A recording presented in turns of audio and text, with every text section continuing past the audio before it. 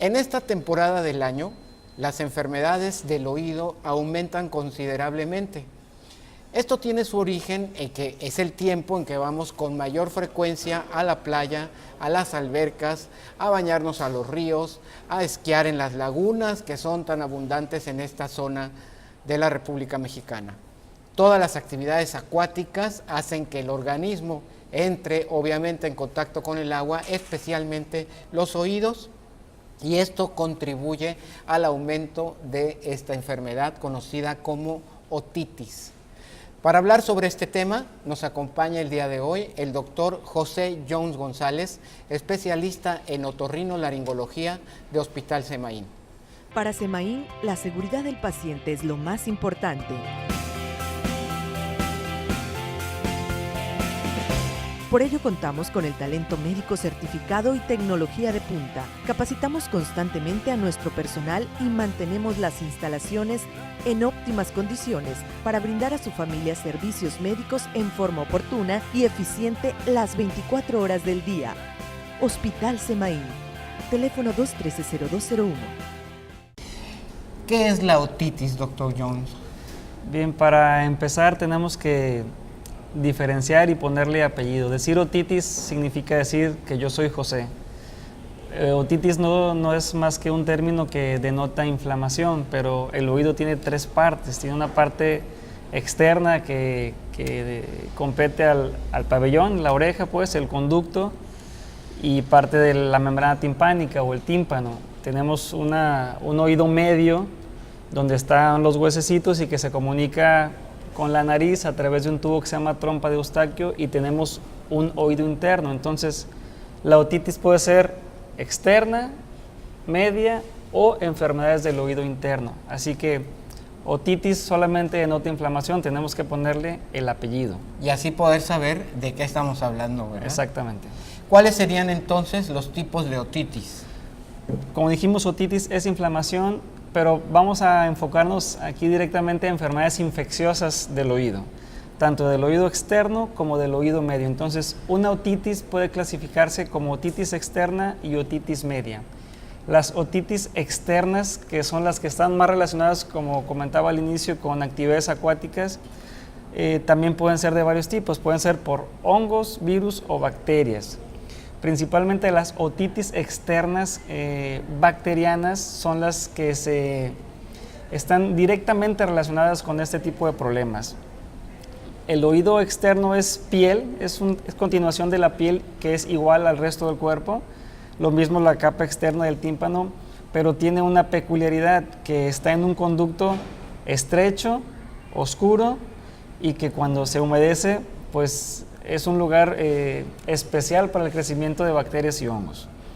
Entonces, las otitis externas las podemos dividir como bacterianas, micóticas o virales. Las enfermedades bacterianas generalmente son enfermedades de inicio súbito, de inicio rápido, que se manifiestan por un dolor intenso, que pueden acompañarse de oído tapado, como dice la gente, tengo plenitud, tengo tapado, y que provocan así un dolor de inicio fuerte, rápido. Y el paciente generalmente tiene el antecedente de haber estado en contacto con la alberca, con la playa, con el río, o también es muy común en las personas que suelen manipularse el conducto auditivo externo con pasadores, cotonetes, plumas y todo lo que tienen a la mano para meterse al oído. Con esto barren las defensas naturales del conducto, que es el cerumen o la cerilla, y dejan el oído expuesto. Estas enfermedades generalmente son, más bien las bacterianas, son de corta duración, pero por los malos hábitos y la mala praxis puede complicarse con un problema micótico, porque empiezan a ponerse agua oxigenada, hay que hacer un lavado mal hecho, y eso complica, pasa el proceso inflamatorio, pero entonces hay crecimiento de hongos y ahí se convierte en un problema mucho mayor. Eso es importante mencionarlo porque todos recurrimos a ese tipo de remedios, ¿no? Hacemos caso de la vecina, de la tía, de la abuelita, y que todo el mundo cree saber cómo tratarlo y nos resistimos a ir al médico. Y creo que es importante, si tenemos ese síntoma, si ya nos está doliendo el oído, si ya sabemos que traemos algo ahí, acudir con el especialista para que nos revise y que en un momento dado se pueda dar el tratamiento que corresponde, ¿verdad? Sí. ¿Quiénes son las personas más propensas a una otitis? Bueno, igualmente vamos a diferenciarlas. Las pacientes, como mencionamos ahorita, las otitis externas tienen ese antecedente de no tener nada, de repente empiezan con una manifestación directa de oído. Al interrogatorio encontramos o que tienen alguna actividad acuática o que es gente que se manipula constantemente el conducto auditivo, con cotonete o con cualquier de las cosas que dijimos.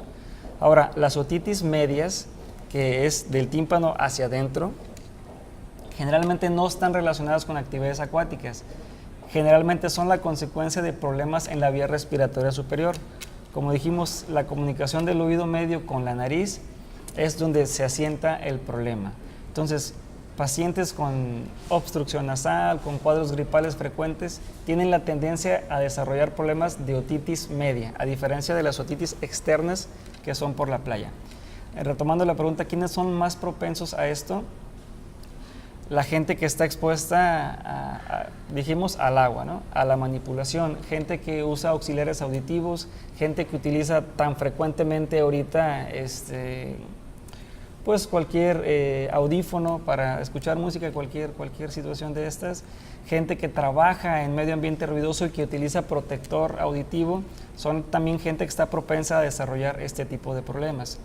Ahora, la formación de cerumen es muy variable de una persona a otra. Hay gente que nunca en su vida puede formar un tapón y hay gente que 3 o 4 veces al año tiene que limpiarse. Entonces, esa gente es que se queda su cerumen impactado, tiene más propensión a desarrollar infecciones si tiene humedad, o si se manipula, o si usa tapones de protección, cualquier tipo de estos. Y los que son propensos a desarrollar infecciones del oído medio son los que tienen cualquier condición que haga que la nariz no se ventile adecuadamente. Bien, ¿podríamos encontrar causas específicas para las otitis de origen bacteriano? Nos referimos al agente etiológico. Sí. Bueno, las bacterias comúnmente involucradas en la otitis externa son Pseudomonas y Staphylococcus. Son bacterias que se encuentran en el medio ambiente, algunas de ellas en la piel.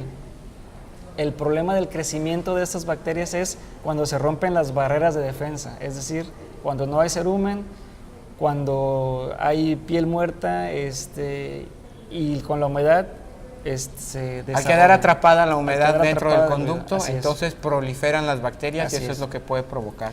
Dentro del oído también hay vello, hay folículos pilosos y muchas veces el inicio de esto es como cualquier barrito que se tapa un folículo piloso y se hace un absceso dentro del oído. Es el inicio generalmente de este tipo de problemas. ¿Cuáles son los síntomas? ¿Cómo se da cuenta una persona que empieza a tener este problema? Primeramente, el síntoma principal que siempre es el oído tapado. Cuando empieza a sentir oído tapado, pero inmediatamente en un problema bacteriano empieza el dolor. Dolor intenso, intenso, intenso, que se vuelve para mucha gente insoportable. La gente a veces el dolor de oído lo puede comparar con un dolor de parto, con un dolor de muela, de lo intenso que es. Y empieza generalmente 1, 2, 3 días posteriores a la exposición al agua o a la exposición a la manipulación del oído. Otros síntomas agregados pueden ser escurrimiento de material del oído, que puede ser desde líquido clarito hasta francamente pus, o sea, grumoso, amarillento, verdoso, y es como lo vamos a manifestar. Si se extiende más allá del conducto, se puede ver, además de que el conducto se ve cerrado, hiperemia en la concha, en la región de... ¿Qué significa pabellón, esa palabra? Que está enrojecido. Enrojecido. Okay. Y esta disminución de la luz del conducto es una inflamación. Es una inflamación del conducto. El conducto auditivo en un adulto mide aproximadamente de 2,5 a 3 centímetros y está formado solamente por hueso, cartílago y piel. No hay manera de expandirse hacia otro sitio, entonces la inflamación es hacia el centro, por eso provoca la estrechez. Ahora, si el problema no solamente es bacteriano, sino que se vuelve micótico, es decir, por hongos, el inicio es más insidioso. Puede que sí haya empezado con un poco de dolor, pero de algo ligero que desapareció, y van pasando los días, semanas o incluso meses, y persiste esa sensación de oído tapado, de comezón, de plenitud, y secundariamente puede haber escurrimiento, que se le llama otorrea. Y la otorrea puede ser de diferentes características. Puede ser generalmente, cuando son hongos, son agüita clarita, a veces amarillenta. Y si dijimos que los hongos, en las enfermedades bacterianas son por estafilococo y por pseudomonas, en los hongos son dos principales, una que se llama Candida albicans y otro que se llama Aspergillus niger o Níger. Esta tiene la peculiaridad de que es un hongo negro, entonces puede haber otorrea o escurrimiento negro. La gente se mete cotonetes porque ahí sí cabe y sale manchado de negro por las características de este hongo. ¿Cuál es o cómo se hace el diagnóstico? Una vez que la persona ya no aguanta más y se va al médico o se va al servicio de urgencias, ¿cómo se hace el diagnóstico? El diagnóstico es principalmente clínico. Desde que se empieza el interrogatorio, tenemos que primero hacer una anamnesis, preguntar al paciente qué se dedica, qué actividades hace, para de ahí empezar el interrogatorio dirigido hacia el problema del oído. Muchas veces nos encontramos con todo esto que ya comentamos, todas esas actividades. A veces empieza de repente y solamente la exploración nos lo va a dar, pero desde el interrogatorio nos estamos dirigiendo a que se trata de una cosa u otra. También dijimos, las infecciones respiratorias frecuentes condicionan enfermedades del oído medio. Lo mismo en los niños, que todo el tiempo traen moquito, que roncan, que duermen con la boca abierta, que babean, que se enferman constantemente y están cada vez tomando medicamento, es porque hay una condición en la nariz que provoca problemas en el oído medio. O sea, puede ser diferente una de otra de niños a adultos. Entonces, el diagnóstico lo hacemos clínico al encontrar a la exploración. Hay algo que se llama signo del trago para las enfermedades externas, que es la manipulación del oído o apretar este cartílago y se desencadena o se acentúa el dolor. El diagnóstico es clínico. Al encontrar el conducto inflamado, con el escurrimiento, con el enrojecimiento. Los grandes acontecimientos se viven en familia. Vive el nacimiento de tu bebé en Semaín. Habitaciones confortables, atención cálida de médicos certificados, instalaciones certificadas exclusivas para nacimientos, seguridad para tu economía. Todo en familia Semaín. Doctor Jones, antes de irnos al corte comercial, nos estaba hablando usted en relación al diagnóstico. Una vez que se hace todo el interrogatorio y todo, bueno, se procede también a una revisión. ¿Cuáles son las herramientas con las que el otorrinolaringólogo en la actualidad cuenta para poder revisar todo el aparato que compone al oído, la nariz y la garganta? Así es una pregunta interesante porque oídos, nariz y garganta funcionan como una unidad. Es algo funcional, que están comunicadas las tres de alguna manera. No podemos revisar un oído sin revisar la nariz, no podemos revisar una nariz sin revisar la garganta, todo está en comunicación. Entonces, parte del diagnóstico de la enfermedad de cualquiera que sea la manifestación otorrinolaringológica, hay que revisar toda la esfera. Entonces, en nuestro consultorio tenemos herramienta de primer nivel. Tenemos desde la visualización directa con instrumental de mano para inspeccionar nariz, boca, oídos, hasta equipos de endoscopía, equipos de microscopía para ver el oído a 100 o a 200 aumentos, ¿no? Es como si estuviéramos viendo un problema que se desarrolla en 1 centímetro, lo estuviéramos viendo en una pantalla gigante. De esa manera podemos precisar todas las causas. Es decir, tenemos todo el equipo necesario para revisar por fuera y por dentro oídos, nariz y garganta. Nasofaringoscopio, microscopio, endoscopio, todo lo que necesitamos. Todo esto siempre está disponible en el consultorio del otorrinolaringólogo. Absolutamente, todo el tiempo está a disposición de nosotros, pero sobre todo en beneficio del paciente, ¿verdad? Nos están preguntando a través de las redes sociales en relación al uso de los tapones para poder meterse a nadar con mayor tranquilidad. ¿Cuál es la opinión del doctor Young? Hay varias situaciones a considerar. Hay gente que nunca se enferma del oído y ahora que está escuchando dice, híjole, a lo mejor me voy a enfermar. No, no es necesario. La gente que nunca ha tenido ningún problema, no es necesario utilizar Digamos tapones. que tiene un sistema de defensa lo suficientemente bueno en su organismo. Así es, puede ser una o puede ser que nunca se manipula y que el cerumen ahí está, en las condiciones intactas del oído ahí están y no hay que hacer nada más. Hay gente que tiene la tendencia a desarrollar dijimos, tapones de cerumen, que es muy común, o a desarrollar infecciones repetidas, ya sea por bacterias u hongos. Es como decimos comúnmente, está tocado del oído, ¿no? Hay dispositivos que se pueden utilizar, por ejemplo, el ejemplo clásico que utilizan los nadadores son unos tapones de goma que se adaptan y moldean al tercio externo del conducto y a la concha, o también hay bandas elásticas que se ponen alrededor de la cabeza y tapan los oídos. Solamente en esas condiciones es cuando se recomienda, cuando tienen una predisposición a desarrollarlo. Alguien que nunca lo tiene, no es necesario. Muy bien. ¿Cuál es la evolución normal de la enfermedad? ¿Cuánto tiempo dura? Bien, hablando de otitis externas bacterianas, la evolución es de horas a días. Empieza, como dijimos, la exposición o la agresión al conducto, 24 horas, 2 días y ya está con el dolor intenso. Esto puede tener un tiempo de evolución de 4, 5, 6 días hasta que se recibe tratamiento o que el mismo organismo empieza a defenderse de tal agresión. Ahora, la enfermedad puede tener 3 condicionantes. Una, la agresión de la bacteria, la agresividad, digamos, de la bacteria, la susceptibilidad del huésped y las condiciones que se encuentra esa bacteria ahí.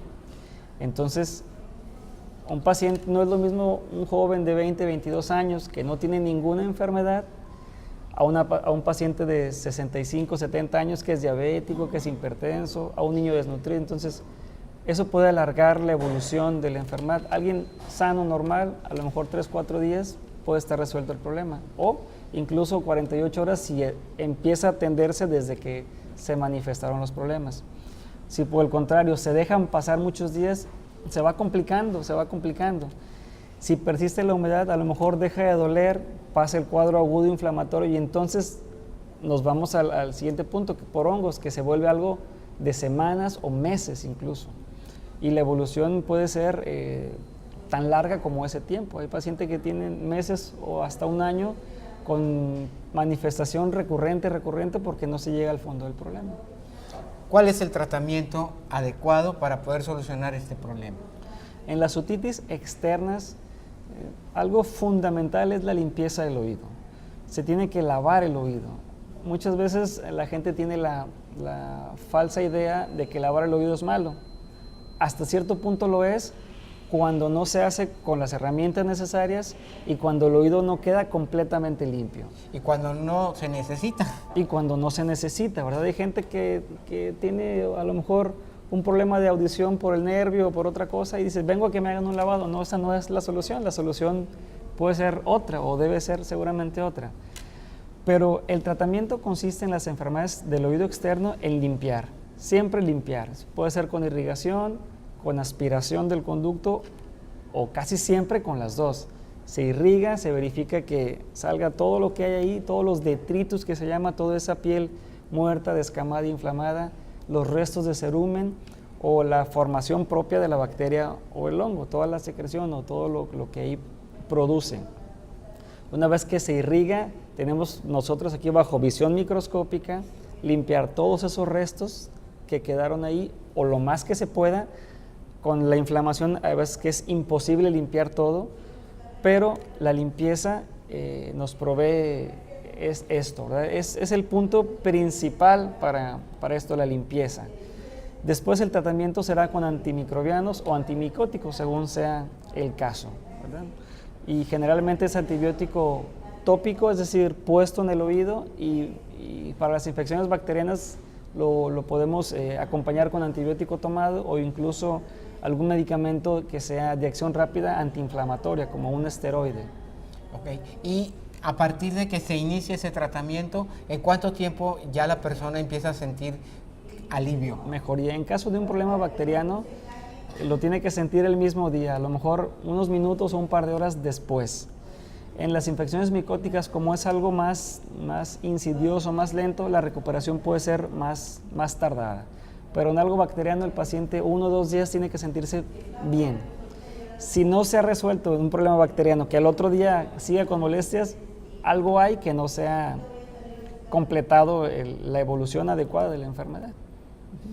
Pues estamos platicando con el doctor José John González, especialista en otorrinolaringología de Hospital Semaín, y vamos a una breve pausa comercial y regresamos con más en tu programa Familia Semaín. Los grandes acontecimientos se viven en familia. Vive el nacimiento de tu bebé en Semaín. Habitaciones confortables, atención cálida de médicos certificados, instalaciones certificadas exclusivas para nacimientos, seguridad para tu economía.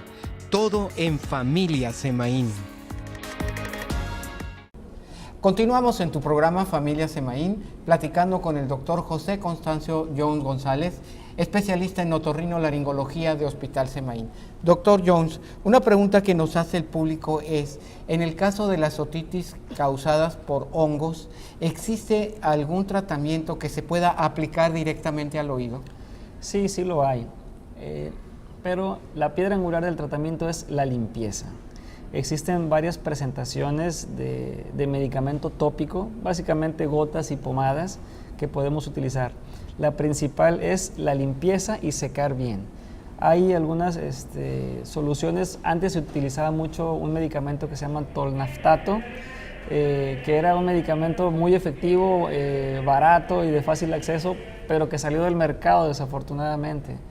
Actualmente hay otras preparaciones como por ejemplo la terbinafina, que son medicamentos que hasta dicen en la cajita para los hongos de los pies, pero no es necesariamente para los hongos de los pies, simplemente la publicidad está dirigida a eso. Como mencionamos al inicio, el conducto auditivo externo es piel, entonces el hongo del pie pues es un hongo similar al hongo del oído, entonces esas gotas pueden ser de mucha utilidad. Los hongos, como dijimos, son muy agresivos y muchas veces han llegado a destruir el tímpano. Lo malo aquí es que las gotas son sumamente dolorosas cuando se pueden poner. Entonces, nosotros en el consultorio podemos utilizar otras técnicas, como por ejemplo, colocar taponamientos dentro del oído premedicados con pomadas antimicóticas, de las cuales hay muchísimas en el mercado. Entonces, una preparación con un algodón que se deja dentro del oído nos ayuda mucho a resolver ese tipo de problemas de hongos. ¿Por cuántos días se deja dentro del oído? Nosotros tenemos unas técnicas que utilizamos, que la primer mecha la dejamos por 24 horas. Eso nos confiere una desinflamación notoria del conducto y después empezar a poner las gotitas, ¿verdad? Cuando desde inicio logramos ver el tímpano y que no hay una agresión sobre él, que la barrera está conservada, al otro día se pueden empezar a utilizar las gotitas al retirar el taponamiento. Otra pregunta que nos hacen es en relación al tratamiento oral. ¿Qué tanto funcionan los antimicóticos orales en el caso de este tipo de otitis? Sí, los antimicóticos orales pueden ser solamente sumar un poco, pero mientras no se limpie el conducto, se puede tomar el antimicótico por 1 año y no va a causar ningún problema, porque los hongos crecen donde está oscuro, húmedo y calientito. Y es lo primero que hay que eliminar. Están en su medio ambiente ideal, entonces hay que quitar todo lo que favorece el crecimiento del hongo. El tratamiento tópico muy importante, y sí se pueden utilizar los antimicóticos orales por 3 semanas, 1 mes, pero mientras no se limpie el oído no son de utilidad. Y lo más importante es no automedicarse. Tiene que ser todo lo que el médico le está recomendando, lo que está haciendo bajo su experiencia y de acuerdo a cada caso individualizado, seguir las instrucciones del médico para que no vayamos a complicar el problema, ¿no? Sí, automedicarse solamente puede provocar primero, retrasar el diagnóstico. Segundo, los medicamentos que haya utilizado ese paciente, porque desafortunadamente la gente empieza con dolor y toma un antibiótico, eso provoca que cuando realmente se enferme, ese antibiótico no tenga la misma eficacia en su organismo. O sea, cuando realmente sea el lobo, no va a haber con qué atacarlo. Así es. ¿Qué consecuencias puede traer no atender a tiempo una otitis? La otitis externa, bacteriana, puede provocar que sea una infección mayor. Lo que más nos complica en el oído externo son los hongos.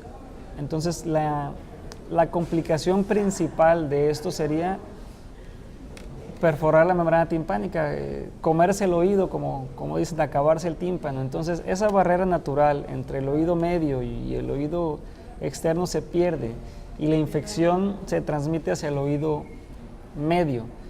En el oído medio ya hay comunicación directamente hacia zonas muy frágiles que están en contacto con el cerebro y puede condicionar que la infección se extienda hacia ahí y provocar enfermedades más graves que puedan condicionar realmente la muerte del paciente. Abscesos en el oído medio, otras cosas. ¿Qué recomendaciones tiene el doctor Jones para prevenir todas estas infecciones del oído? Primeramente, no agredir el oído. El oído tiene 3 mecanismos principales de defensa. Uno, su forma, que no es un tubo recto, es como una S alargada, una S itálica la describen. 2, la formación de vello en el tercio externo del conducto. Y 3, la formación de cerumen, que tiene un pH o una acidez menor y eso evita el crecimiento de bacterias, hongos. Entonces, la primera recomendación es no agredir el oído, dejarlo.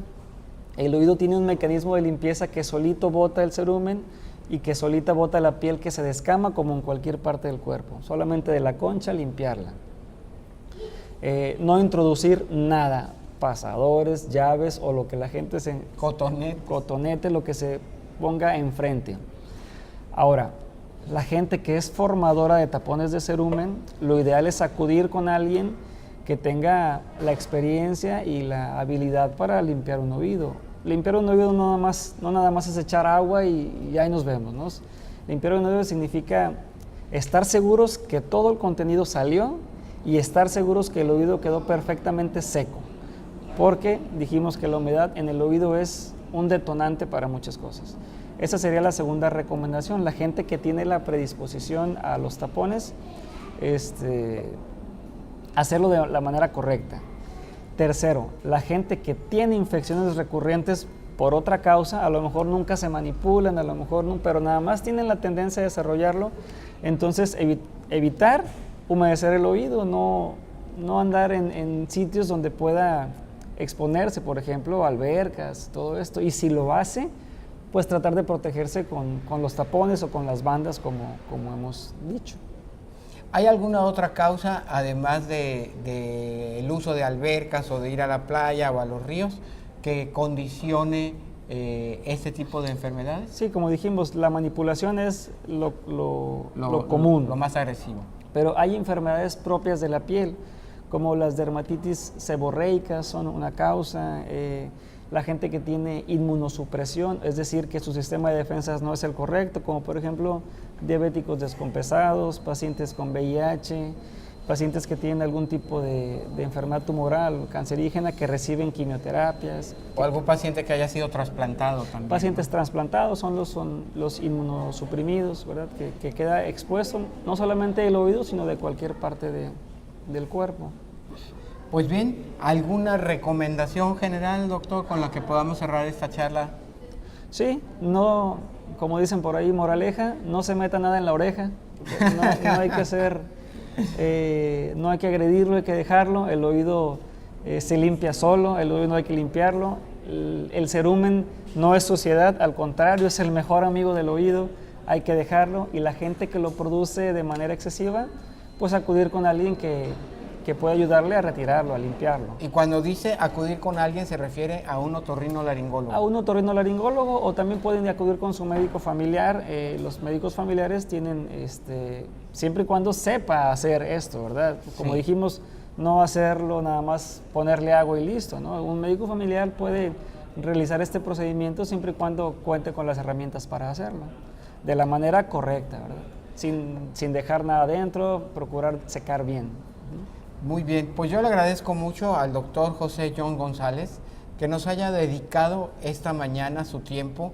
Doctor Jones, muchas gracias por orientarnos, muchas gracias por compartir con nuestro auditorio esta información. Oh, gracias a ustedes por la invitación, estamos a sus órdenes para cualquier duda y encantado de estar aquí.